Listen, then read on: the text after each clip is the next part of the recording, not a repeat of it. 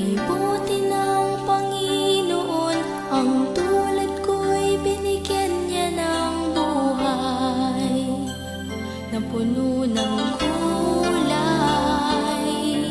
Wala na akong mahihiling dahil sa handog niyang walang katulad na mga magulang.